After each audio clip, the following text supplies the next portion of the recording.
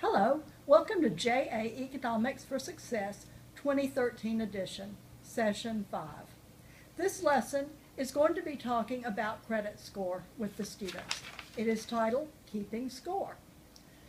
Middle school students know almost nothing about credit score, so you're beginning with a real basic level.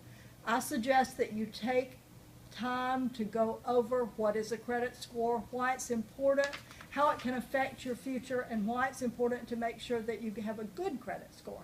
So don't rush through the introductory session on this. The materials you'll need will be your teacher guide, a keeping score pad for each student, a keeping score set. And I just want to take a minute to show you that you can tell when you've got a set because they're color-coded. So this would be one set. This would be a second set. There's enough here for you to have 6 groups in your class. You're also going to use the keeping score directions. And each group gets one set of these. And then you need to make sure that you include the dice that you used in your earlier sessions. Each group will get 1 die. Okay, let's get started. We're on page 36 with our presentation. I'm going to introduce what is a credit score. I may want to talk about some things I've done that have improved my credit score and some things that maybe didn't help my credit score. It's important that they know that things can go up or down on your credit score based on what you're doing, and so share those with them. Then on page 38, it explains how credit scores are determined. I would not go into great detail about that with them. It's not important to them. My volunteers, however, tell me it's very interesting to them, that they learn something. So you're going to give each of your groups 1 set of these cards. You need to go ahead and tear them apart ahead of time. What I do is I tear them apart and rubber band them, and I will hand 1 set of these and 1 die and 1 game instruction to each group. If you want to, you can put them in baggies so that you can just hand them out that way.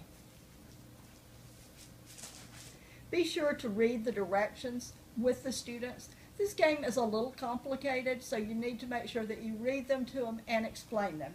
And the reason I say that it's complicated, they have cards that they'll be drawing that they will add if they do something that would improve the credit score. They have other cards that they'll draw that will subtract from their credit score. And then each individual student will begin with 1 exchange card, 1 accept required card, and 1 discard card and an exchange card. So you see they start with 4 different cards that they can use only once during the play of the game.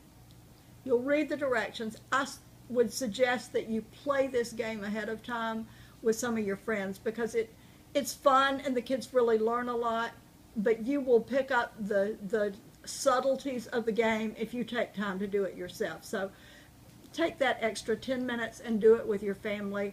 You'll enjoy it anyway. Each student gets 1 of these. They'll keep their individual score from round 1 through round 8. And then at the end of that, they will total. If they're one of those unlucky people, it would have probably been me, that will draw a bunch of cards that were the negative cards, then their score may be a negative score. And it's important to let them know that, sometimes in life you can't avoid all the complications that can affect your credit card. So talk about some of those things as well and encourage them to really think about the things that will affect their credit score, because that is something that they will live with for the rest of their lives once they start working on it. Be sure that you take time to answer their questions and summarize what you've done for the day. Thank you very much for volunteering.